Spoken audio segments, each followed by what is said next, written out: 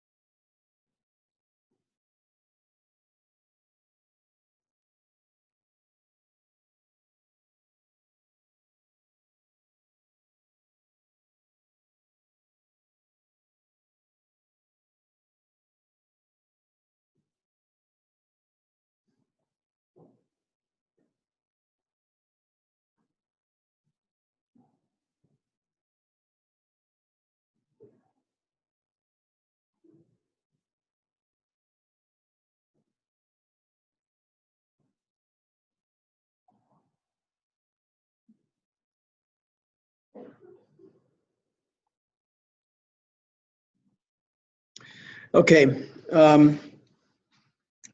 let's go ahead and get started. There are two others in the class. One of them had permission not to be here. I don't know, that was arranged with Katie. And the other, I'm not sure where she is. So we'll go ahead and get started. This is about writing. How comfortable are you two with writing? Kind of. Okay. Kyle?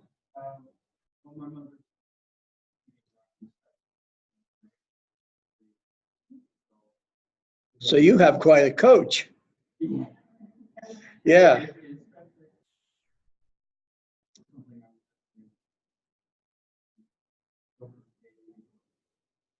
Good. Good. Everyone in this class is a business major. And writing is critical. Whether you're writing a memo, a report, or a random email, people judge you and your intelligence based on your writing. Now, I know some highly intelligent people who can't write their way out of an open sack. And there's a lot of reasons for that. Some of it is learning disability. Some of it is that they grew up on their phone. They never had to write. And so to judge someone on the basis only of their writing is wrong, but people do it. And it puts you in a hole. And one of the first things, I mean, we emphasize this in professional development.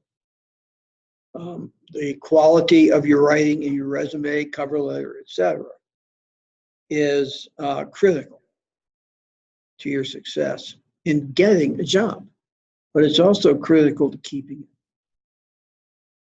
Now, this does not mean that you have to be a Nobel Prize winning author. But I will tell you that, and it takes work to write. There are people, a number of very experienced authors, including people like Stephen King and others that we know, who can just dash it off. But they've been doing it for 40 years. My younger daughter, my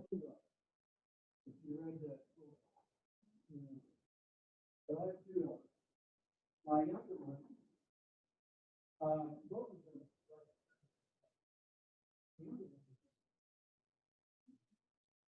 we took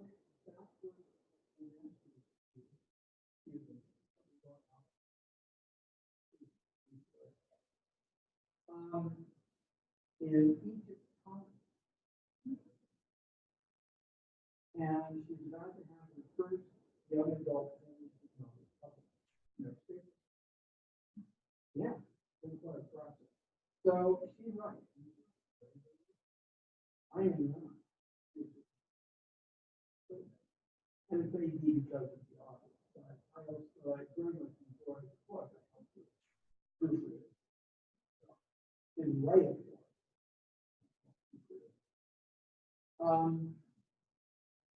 But she has worked.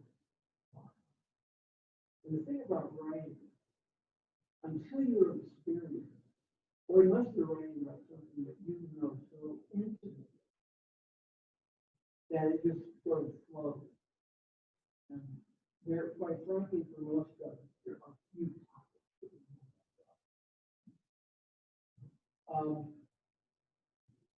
You have to find your time. You have to be willing to sit down and make a job. It takes discipline. It's easy to sit there and say, go play with kids, go play with dogs, whatever. The most successful people do that.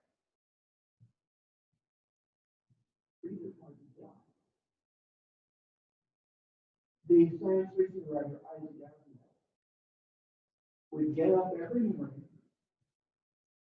and by 9 o'clock, he was at his typewriter, back in the old days. At his typewriter, he would write until 5 o'clock. Now he wrote 400 books, so he knew what he was doing. I'm not saying that you have to, for this class, write from 9 o'clock. Please don't make that mistake. Okay, I am not saying that at all. But what I am saying is that what you need to do is be disciplined, do the work, put some thought into it. If you don't, it shows. One of the things that we need to understand is that you're going into business, all of you. What are your interests in terms of business? Do you have any ideas about that? Doing what?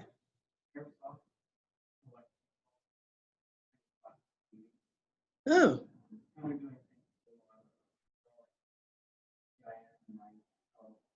Sure. That's easy. That's the easy part. You know, I've done it. I've got about 12 companies I've started, so I know that.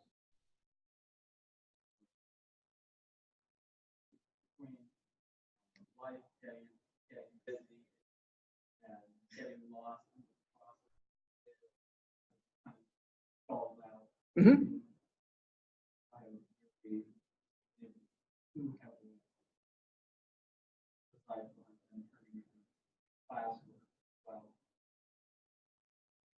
Have you written a business plan? Even an outline? I mean, a true business plan has financials and, you know, all sorts of stuff. But, you know, just do you really have written down? Hello, Marquita, come on in, join us. Glad to see you made it. Glad to have you back in class. You're welcome. We're just talking about what people want to do, and Kyle is talking about his what he's calling his airsoft business that he's starting. So he is actually incorporated. So, but, you know, just the act of writing all the stuff down you want the business to do, and then what you need to do to get it up and running. Have you done all of that? Mhm.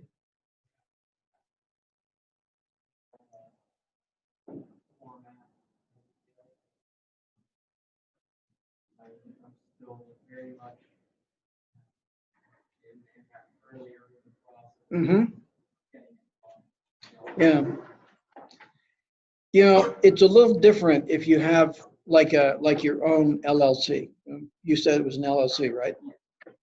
So your own LLC is a little different than if you're actually going to go out and try to get loans to really put together a business. Putting together a business requires a number of things, not just a good idea. There's lots of good ideas, but it also requires money. You know, forget the $50 registration fee. That's nothing. It's the next stage. That's the toughie. So a business plan is something that if you go to borrow money, there's a lot of banks that'll loan to a good idea, but they want to see a business plan. They want to know how you're going to pay the money back. So think about that as you're here. And I'm not trying to push you. You're young. You got plenty of time. Hello, Katie. Come on in.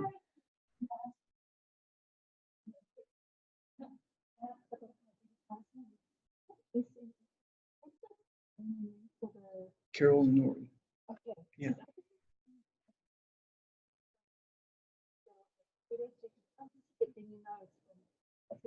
Yeah. Right. If Jamie's not sure, Carol Norton. She works for David Cowster. Okay. Mhm.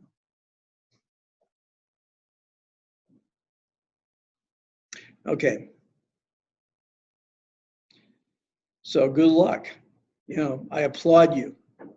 Starting a business takes some guts. It really does. So good for you.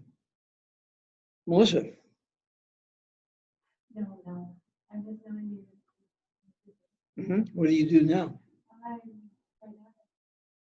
Oh, you are? Okay, great. Oh, wonderful. Congratulations. Welcome on board.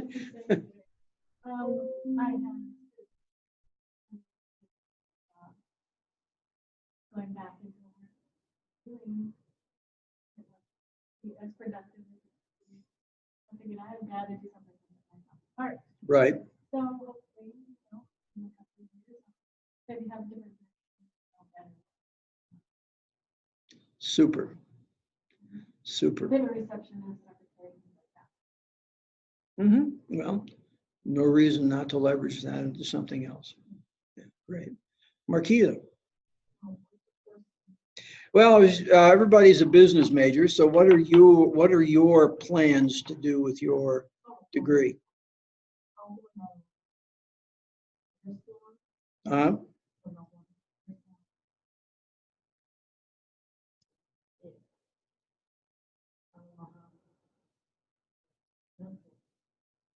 Well, I know we have courses here that can help you come up with what your steps are. And I know that sometime in the next couple of months, Katie is going to be doing one of these skill builder sessions, I think with actually structuring business plans and getting these things together. So you may want to participate there and see what you're getting yourself into. Because it takes some guts to do it. And I applaud anyone willing to make that leap, because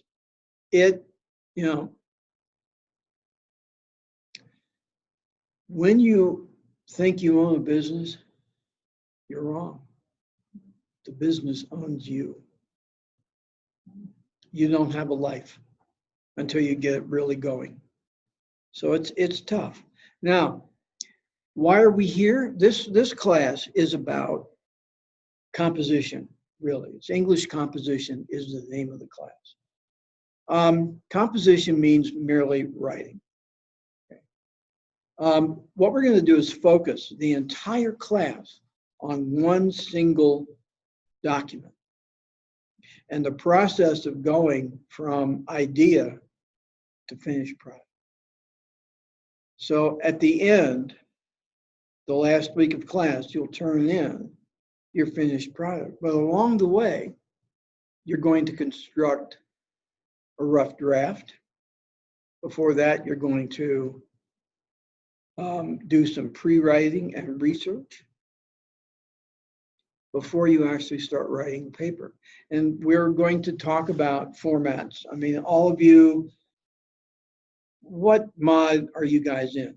For how long have you guys been here? Marquita, I know you've been here for what, close to a year? Yeah. Kyle? 6. 5th, okay. So you're early on. You haven't done a lot of papers, I would assume by now, although you've had to do some writing. Every class does some writing. So we'll go through formatting. There are a number of formats we use as a basis for our writing guidelines. We use the APA format. There are 2 major formats. When I was growing up, I'm a chemist by education. You all know that from reading the profile. So I used to, when I was functioning as a chemist, we used to write up our reports and submit them for publication.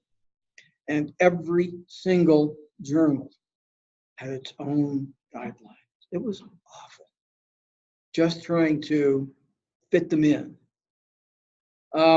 Most people now either use what's called APA, the American Psychological Association Guidelines, or MLA, Modern Language Association Guidelines. We use APA. Okay. APA has its own structure. You have the APA booklet, right, all of you? So I don't have, yeah, great, I see it. So we don't really have to spend a lot of time going over all the details, but the critical issues in terms of what we're looking for is proper citation, both in the reference page and in the in-text citations, because we're not writing our own original content here in many cases. I mean, yes, we are, but we're using outside sources. So we need to reference those. If you use an outside source without properly attributing that source, it's called plagiarism. Plagiarism gets you failed here. It also gets you fired on the job. I will tell you that right now. There have been some high profile cases. There was a German state minister of something a few years ago who apparently plagiarized his entire doctoral thesis and got caught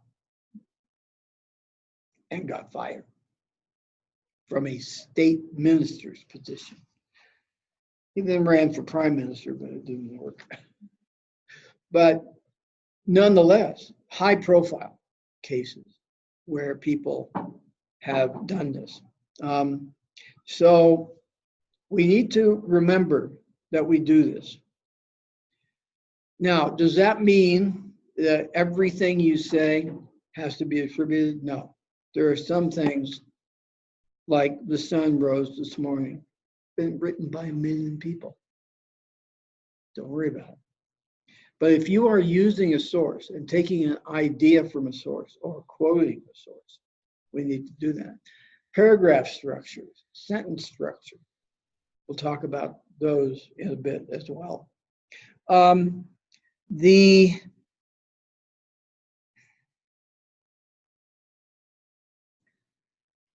first week, you have 3 chapters to read.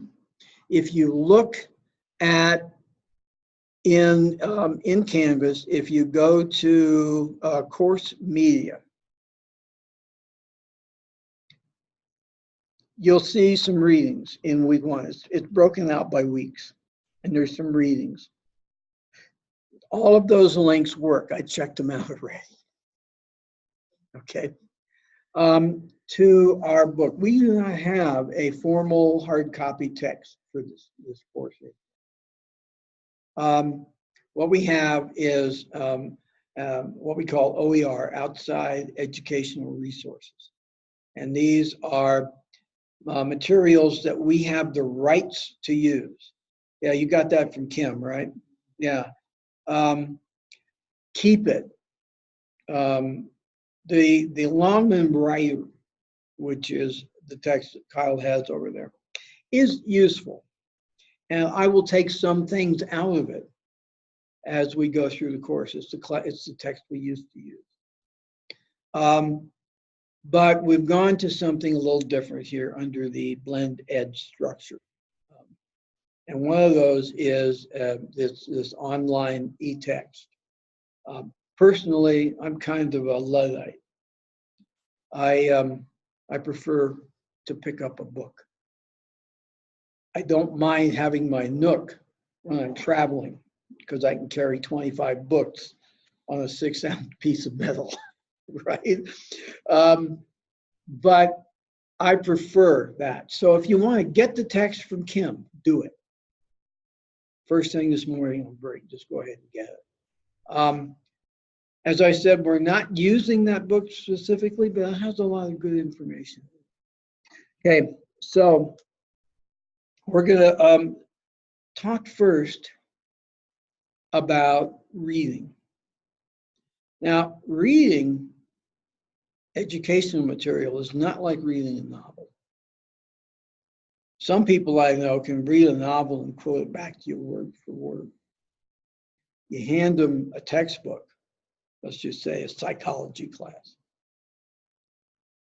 and it goes in their eyes and falls out their ears. It doesn't stick. What you should be doing is every reading, you should just take a quick run through. What are the topics being covered? Because there's usually some breakout, some bold headings, that sort of thing. There's usually some of that breakout. So go through there, take a look at that material, then go back and take notes.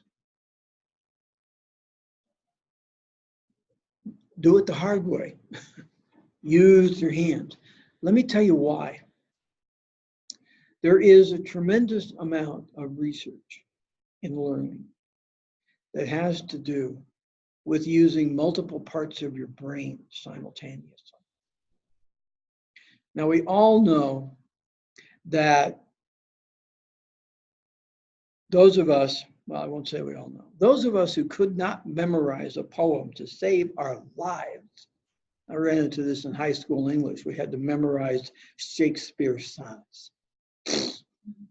I just awful. Could not memorize them to save my tail end.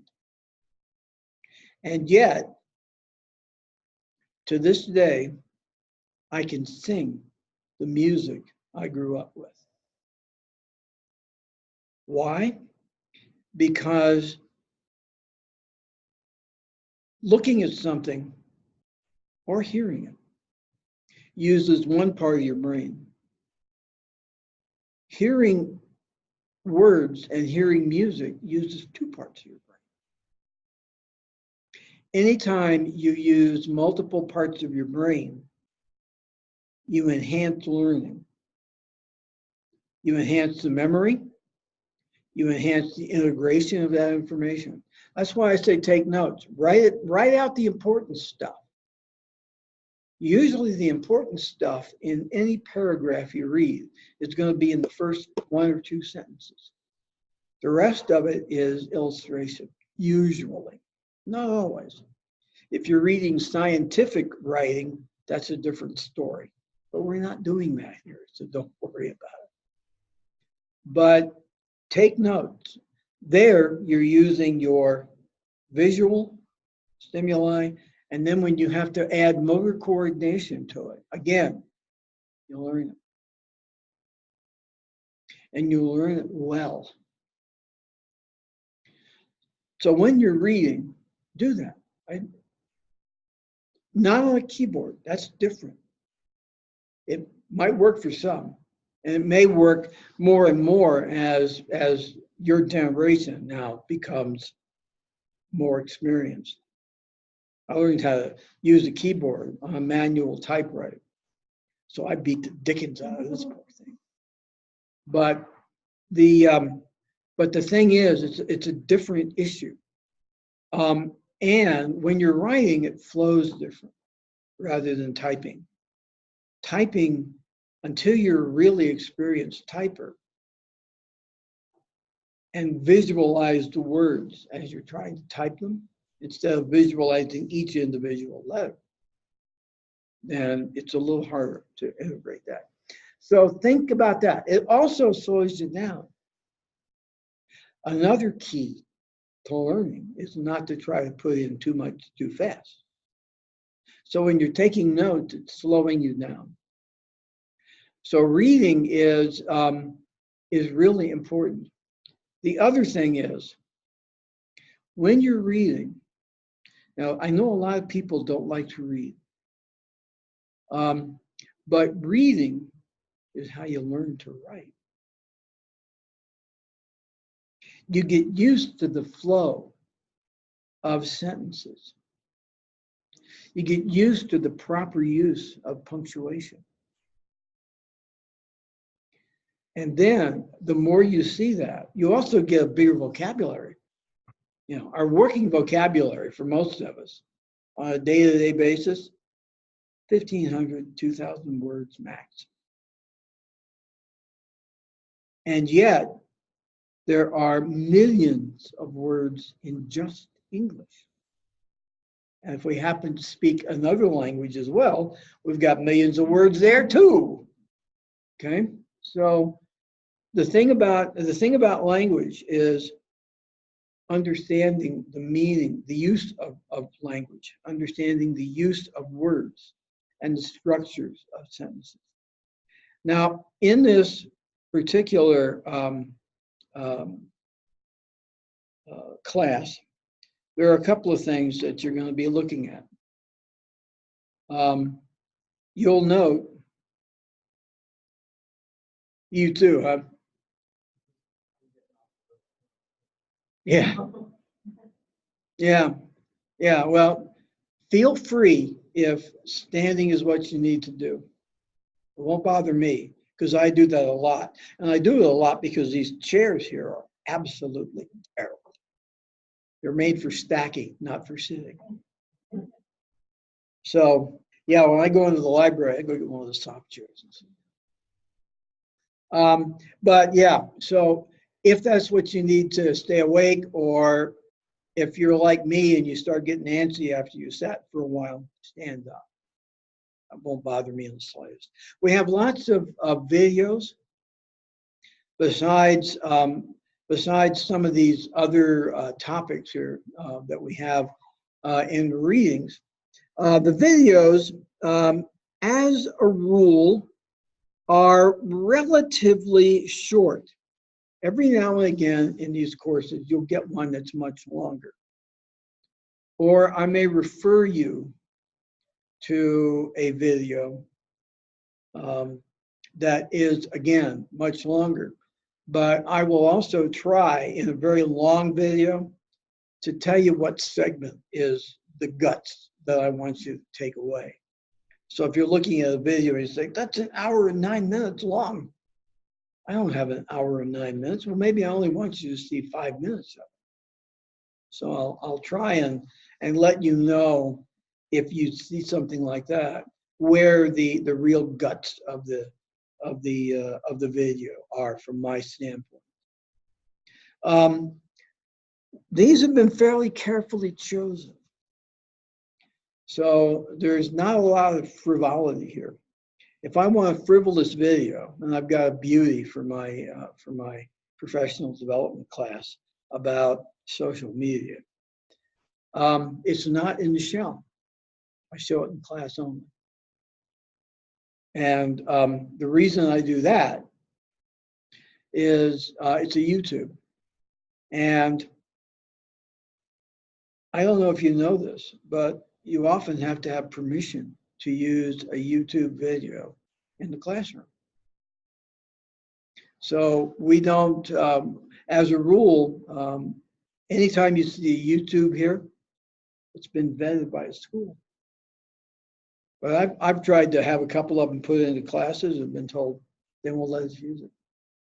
So even if it's a good video. So we have to find another way. So we're going to talk this week about the material in writing basics and punctuation. We're going to talk first, however, about the structure of the course. And so I want to go back to week 1 and bring up the overview for the week to start with. There's a small video there as well. But what we're going to do this week is work on basic grammar and mechanics of writing. And we're going to look at the pre-writing process.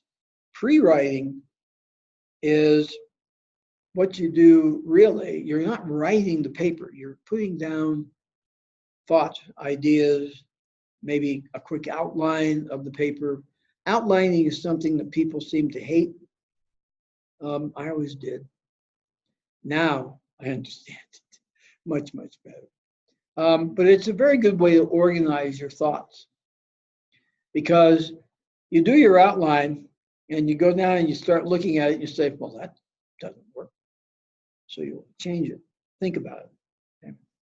So those are our objectives for the week.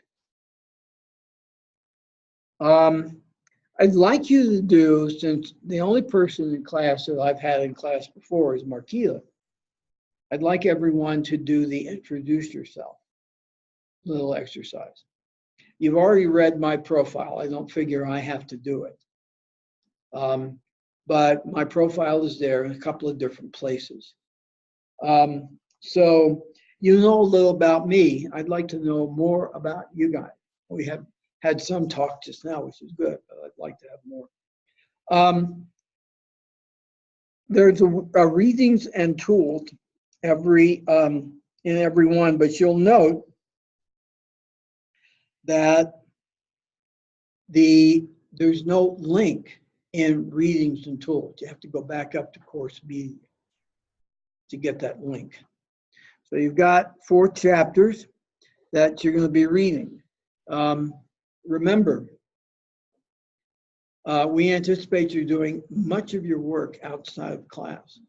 There'll be some time in class to do a little reading, and some writing, but most of your work's going to be done outside. There's some videos. Again, these are the same videos that are in the course media, and these links actually do work. So there will be that in every single week.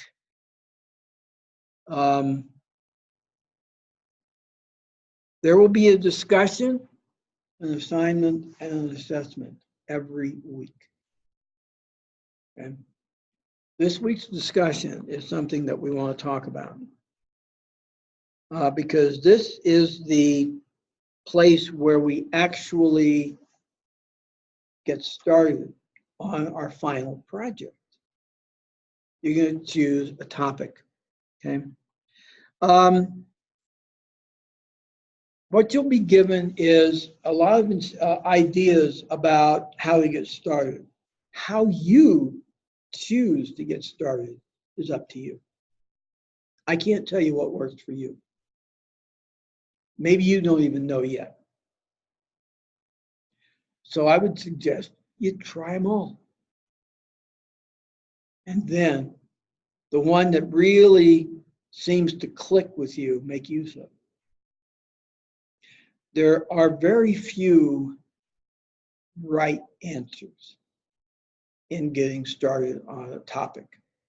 But one of them is you have to have a topic. Okay, that's necessary. Here, if you were given an assignment that said on a topic of your choice, I hate those. Because my choice of topic might be offensive to the instructor. I have always been, I remember when I was in high school in Arizona many years ago, I've always been a fan and a reader of science fiction. And we had a study hall, and I'd done all my homework. I didn't have anything to do. So I was reading my latest book, and the study hall instructor, who happened to be one of my English instructors, came along and grabbed the book out of my hand and held it up and started screaming at the class about the junk I was reading. Okay, that's why I say topics might offend someone. It's their problem. Now, I will admit there are some taboo topics. You all know what they are. I don't have to go through the list. But here we're giving you a choice of 3. And they're all related, really, to success. Topic 1, is it more important to have soft skills or hard skills? What are soft skills? Ideas? Speak up.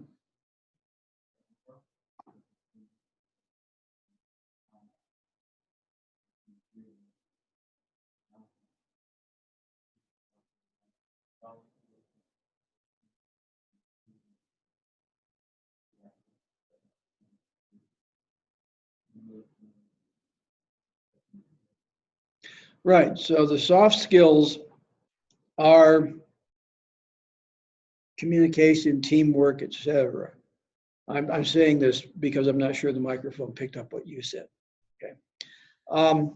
So very good, Kyle. That's a good explanation. There is a document about soft skills that you have in the course media. Read it.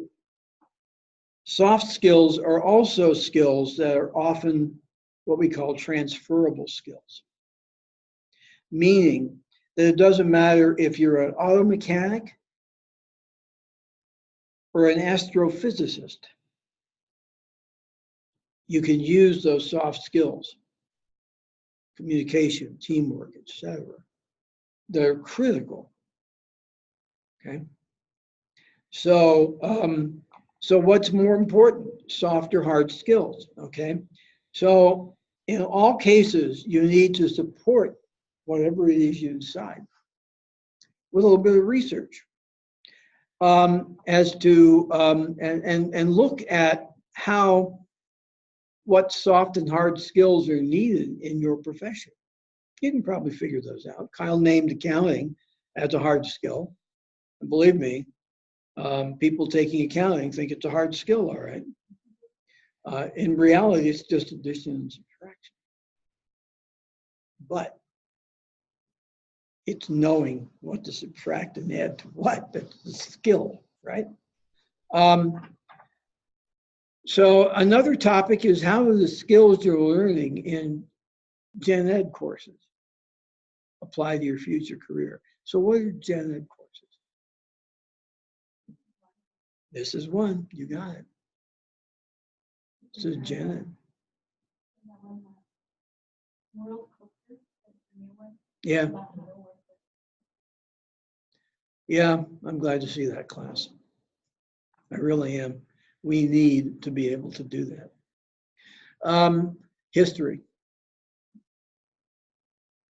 Algebra. Marquita has taken my algebra class. So I teach some of the gen. I teach a lot of the medical classes, especially the medical healthcare administration classes here. But I started at College America in Denver in 2010 teaching pharmacy. So, those are tough topics. But the gen ed classes are those that like this, like you'll have a class in public speaking, English 223.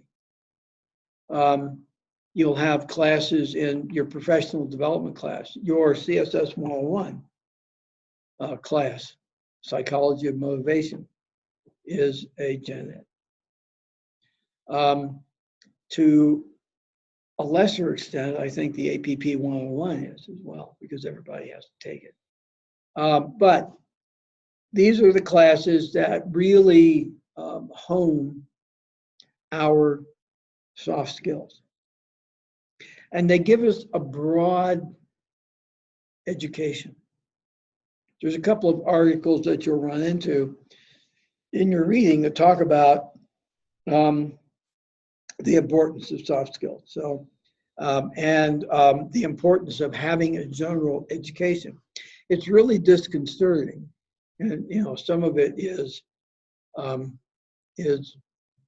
a bit cultural, and some of it has to do with the fact that we're times change. Okay, how many of you are familiar with the movie The Princess Bride? You're not? Oh, you should see it. It is a stitch. It's great. I made a reference to it in class, and last mod, 3 of my 4 students knew it well. The 4th one just sort of stared at me. And I said, oh, well, here it is. And I find that when we play trivia games, you ask me a question about, things that went on in the 50s and 60s, I got it nailed. Talk about current garbage with, I'm sorry, probably belies my attitude, with celebrities, I haven't a clue. So there's a cultural issue there. But the fact is, I can learn, because general ed is about learning to learn. You go into your technical classes, in your case, it's going to be some of the accounting classes and some of the others. Those are skills. But you go into your management classes, and those are soft skills. Management is a soft skill. Not everyone can manage, but it's a soft skill. So you have a lot of that. So take a look at some of the writing.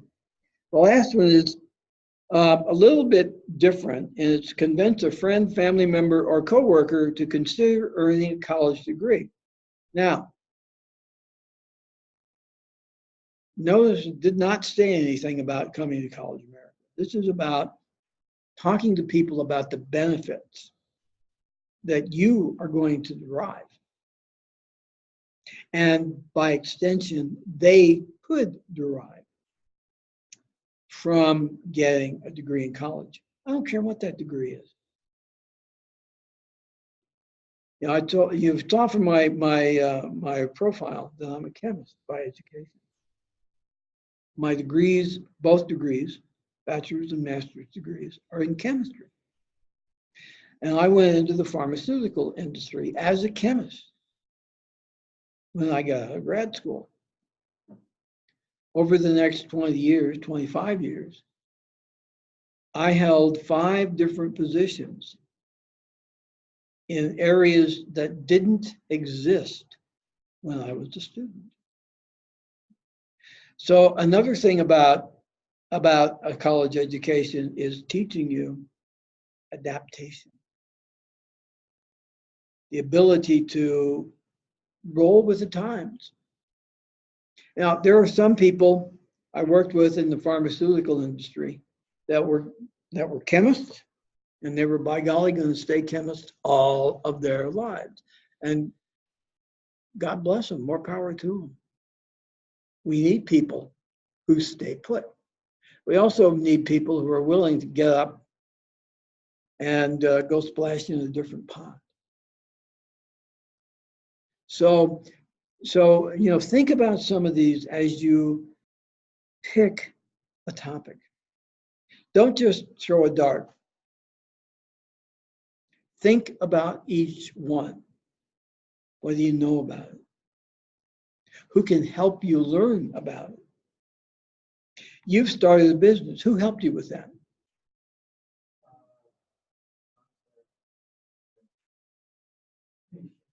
Oh, okay. Okay. Here's a hint. Go to the Colorado Department of State site, and it's a snap.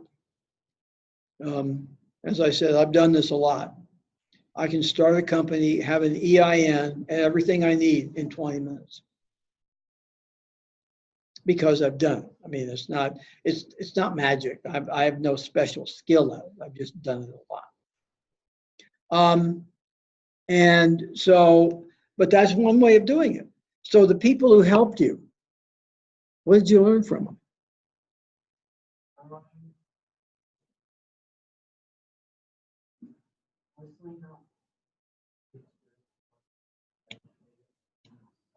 Handed it to you.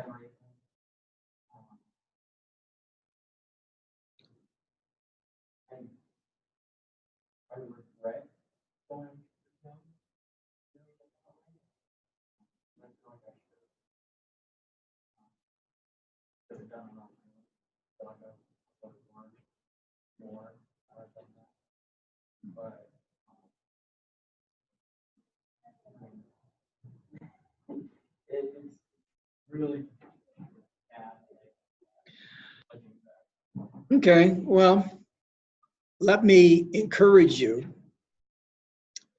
not to have that attitude. It was a learning experience. If you ever decide to do it again, you'll do it on your own. Now that you know it's not a big deal. Many times, I mean, I do my own taxes, for instance. And people say to me, well, why don't you hire somebody? I said, well, I used to. And then I found out that my entire tax return payment was going to the tax accountant. I still had to do all the work, gather all the data.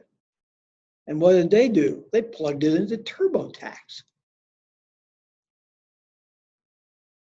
I can do that, right? So I now do my own taxes. But I learned. I looked at what they did and I said, I can do this, and I can have all the money.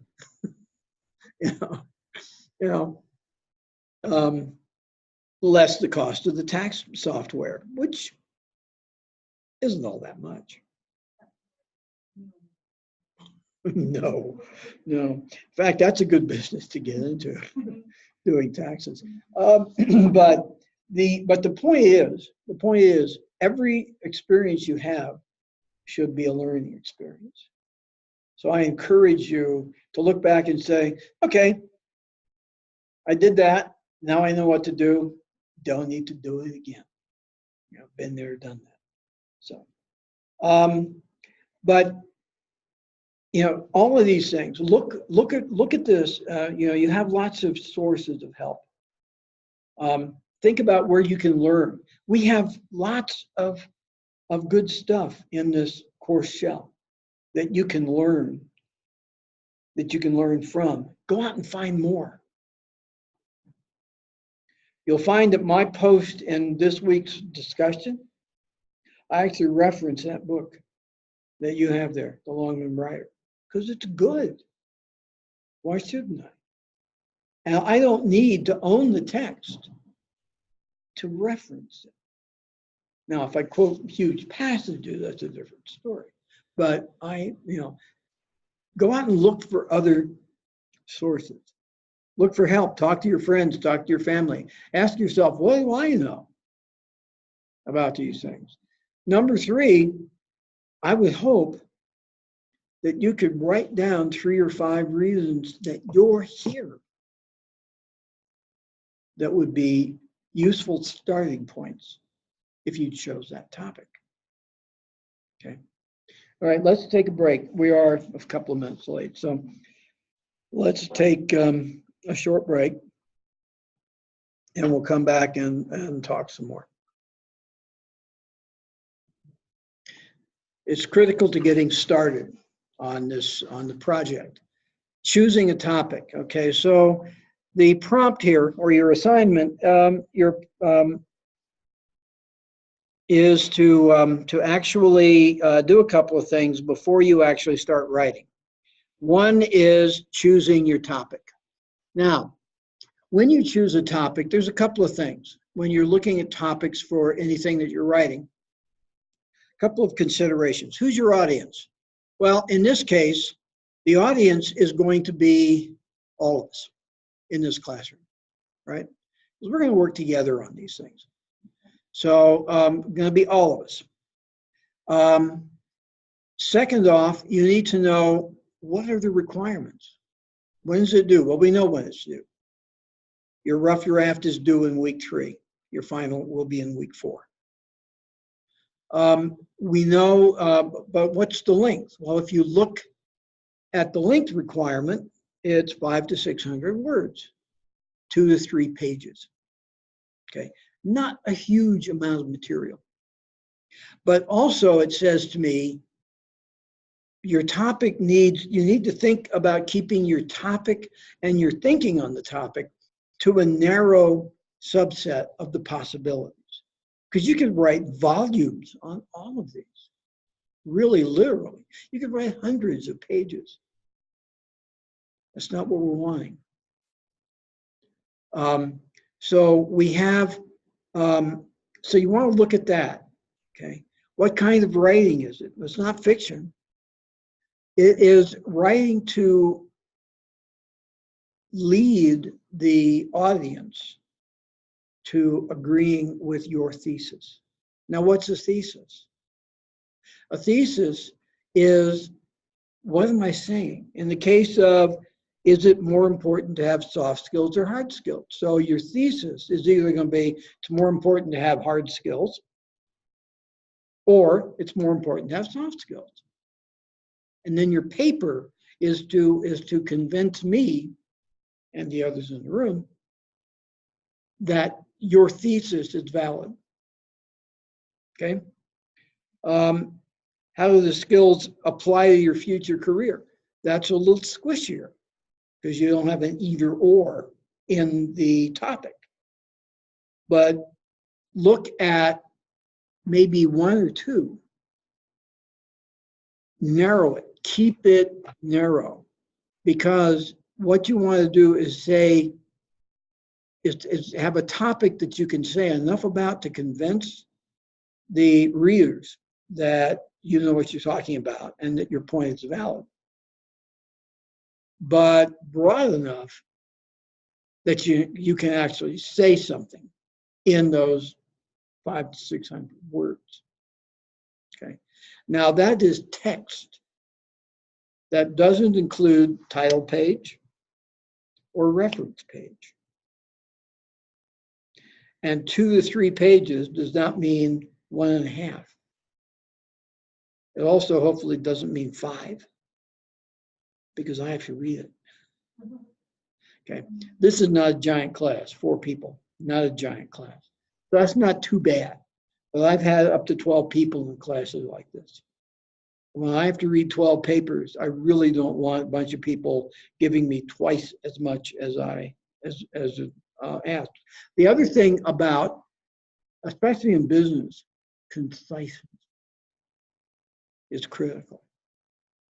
Because when you're writing a report in a business, now if you got your own business, you're not going to be writing reports probably. But if you're working for someone else, you're going to be writing memos, reports. What you don't want to be is drowning them in words. And that's easy to do. So one of the things you want to do is remember that your audience, if your audience is executives, they want it very, very concise. That does not mean it has to be dry and just one fact after another, but it needs to be that. So think about that as well. When you're working in business, you'll write reports. Reports always have an executive summary. There's this mythos that executives won't read more than 2 pages. That's baloney. They'll look at the executive summary and make a decision as to whether they want to read the rest of the report. Or if they want to skip the body of the report and look at the supporting data, which often can be hundreds of pages of information. They will read what they find important. Okay? So remember that. But that first couple of pages is always really concise. So we already talked about topic 3. You know, you have a few questions. That's if you limit yourself to 3 to 5 points on why people go to college, you're good, you're gold. Okay. But again, research. Don't just use the stuff that's in the class, please. Look outside when you're doing your research. All right, pre-writing. Pre-writing is something that you need to do. And we'll get back to pre-writing in a minute. But there are some things that that you should be doing. There's several terms they use: free writing, brainstorming, mapping, questioning. Okay. Hey, Cody. You're gonna steal one of our tables? Okay. We're not exactly using them. No problem. Okay. So free writing is just sort of like free association. You know, what do you know? Doesn't have to be complete sentences. It can be phrases, can even be single words. But everything you write, you need to think, you don't want to be sitting there saying, gee, I'm hungry. That's not on topic. So keep it on topic for the assignment. Brainstorming is, again, it's just sort of the same thing, except that you're just throwing ideas out. You're not evaluating any of them. They could, again, be single words, phrases, complete sentences. You know, what you're not doing is writing whole paragraphs.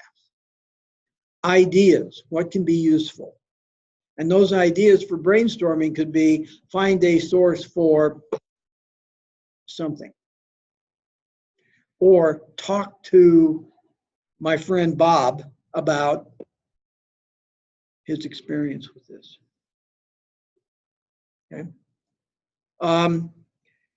Mapping is sort of how do things fit together. There's a graphic in here that you'll find in the pre-writing stuff that's there.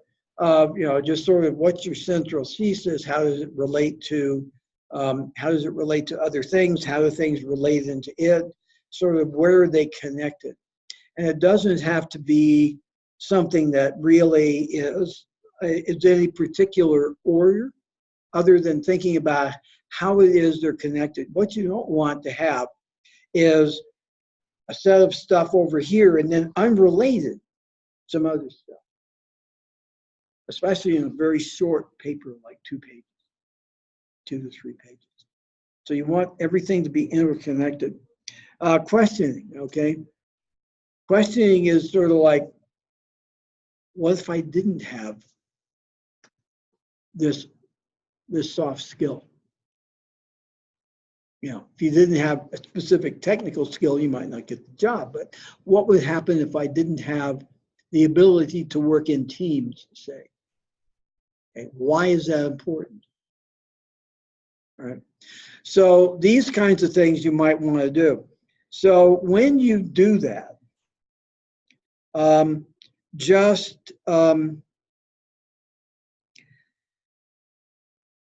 think about doing all of that activity, okay?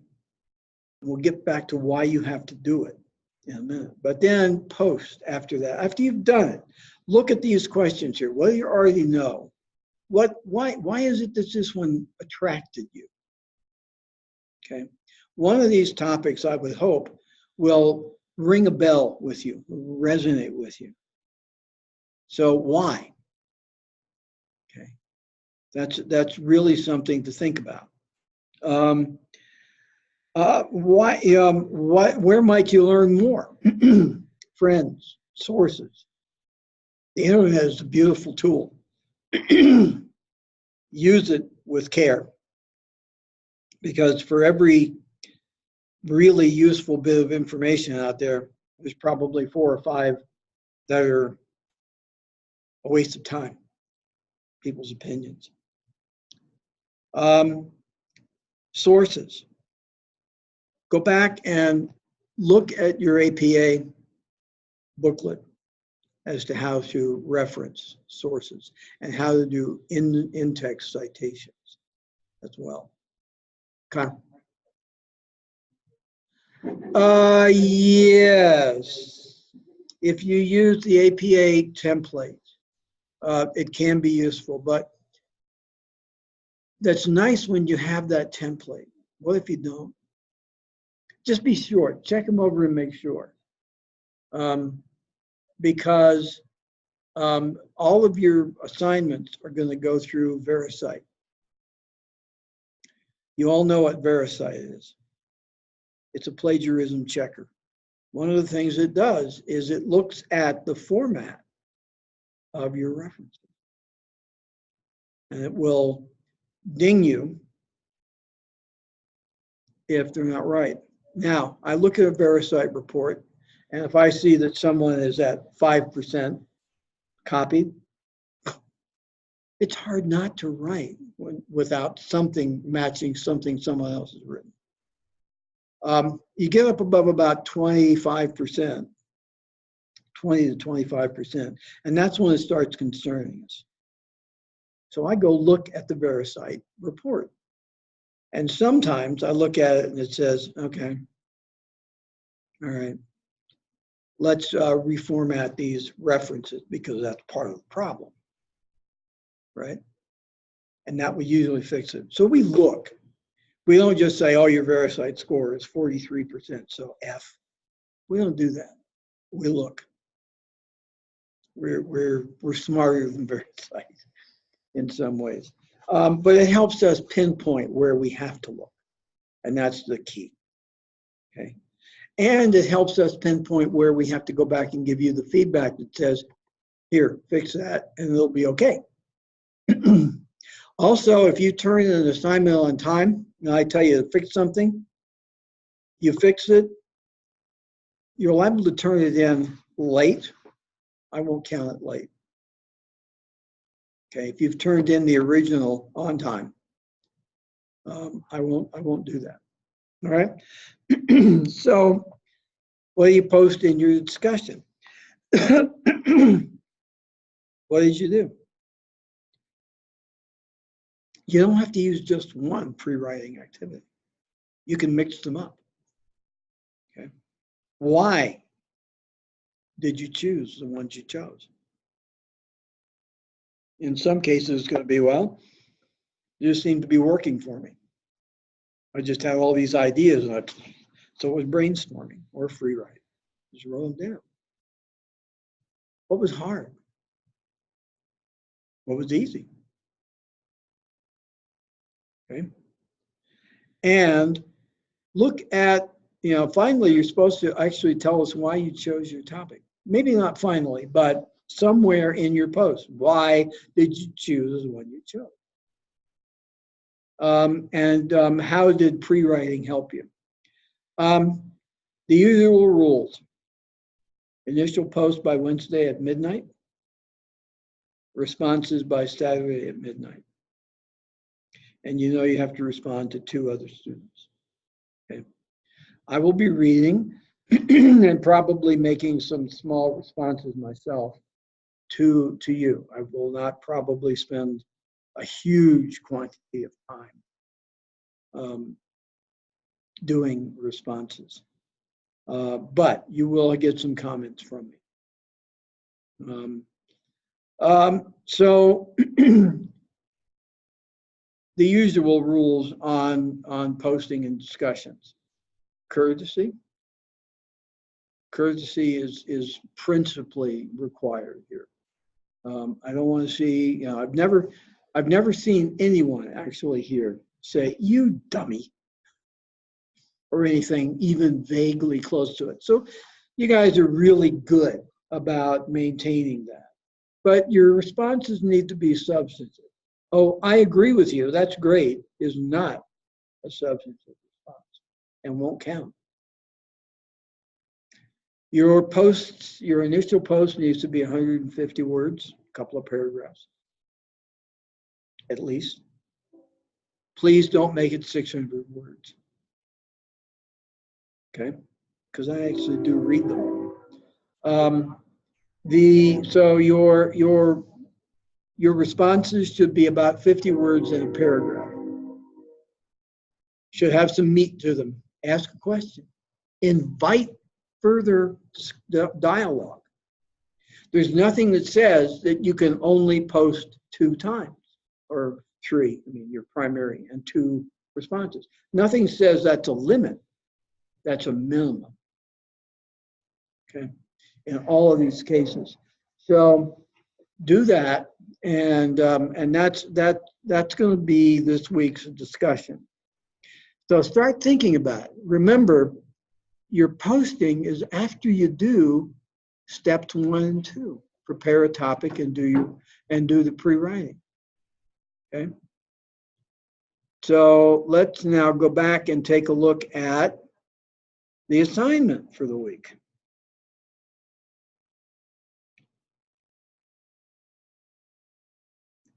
The assignment for the week is to use that pre-writing and write an outline. Now, step 4 says take your assignment to the Writing Center. The Writing Center is an Independence University department. You can use them. You have instructions for how to do that. Or you can ask me for help taking a look at it. That's what I'm here for. I've done a lot of writing. I actually have 2 published books. So I've done a lot of writing. I know a little about the topic. I'm certainly not the most experienced author in the world, but I've done enough.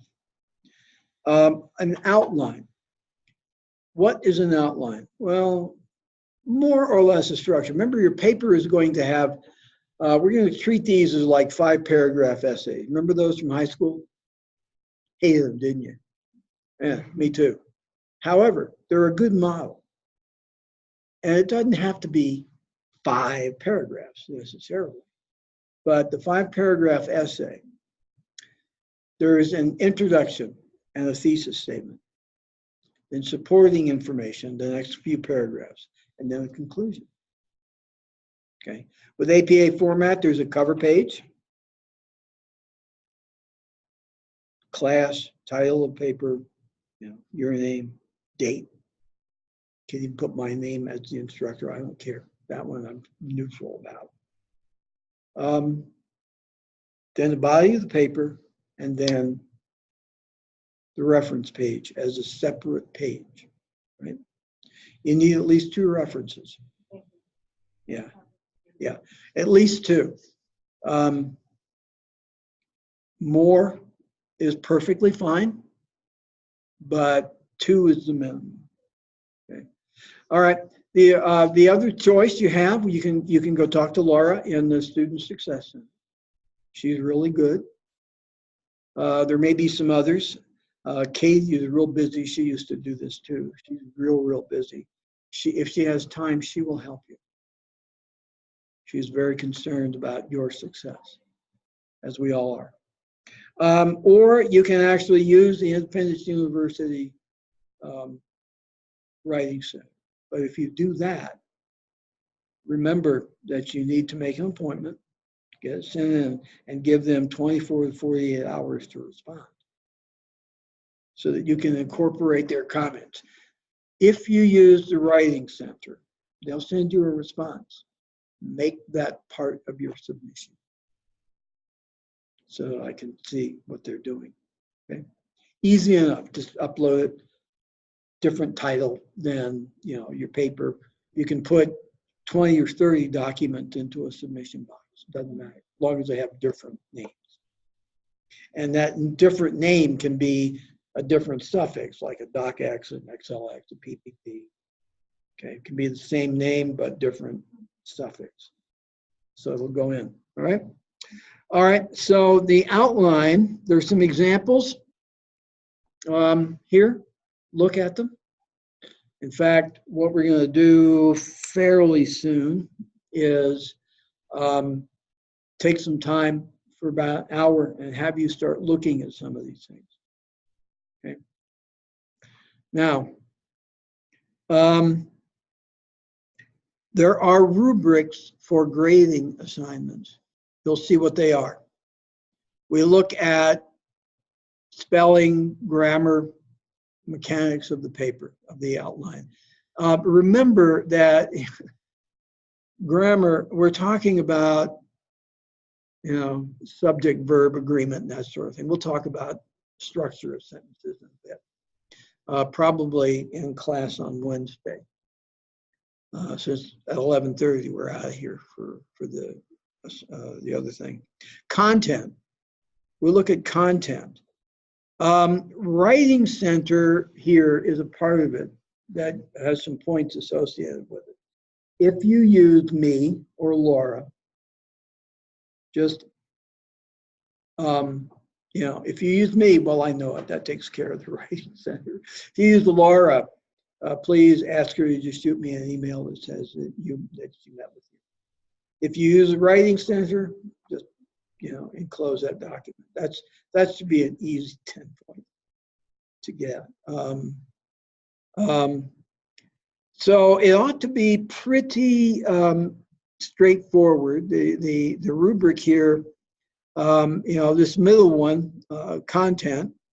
There's a whole lot of stuff here. Take a look at that.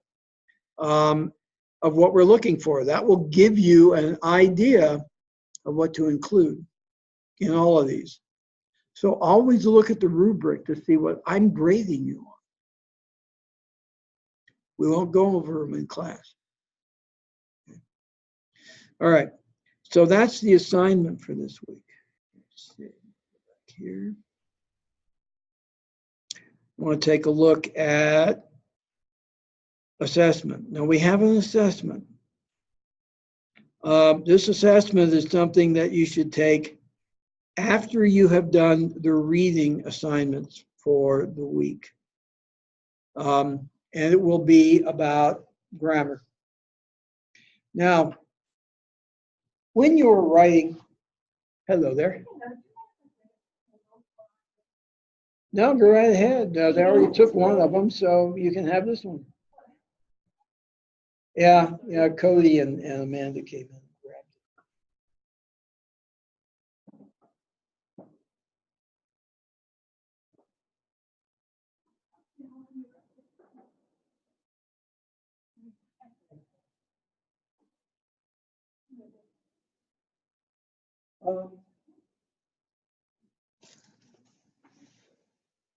So read through this and wait until we have class on Wednesday when we talk about grammar and sentence structure and stuff.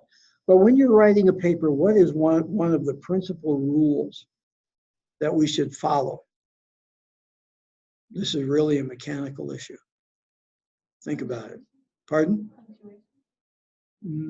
You're using Word. What's one of the rules about using Word to write a document? Save, save, save. The last thing you want is to have written your entire paper and then Microsoft shut your computer off to update it. and you lose it. Okay. Now there's the autosave function, but it's not perfect. And I have lost documents. All you have to do is lose one important document and you never do it again. So remember that. That's one of the things that we want to do. All right. So one of the things that again, you'll see every week a discussion. So there's 4 discussions in this class, 4 assignments, 4 assessments. The last week is the final assessment. Okay. Your assignments will always be related to your paper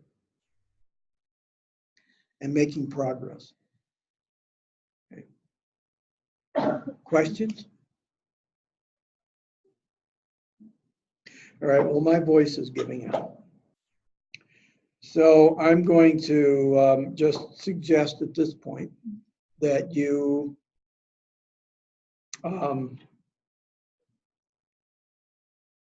start reading the assignments, start looking at the videos,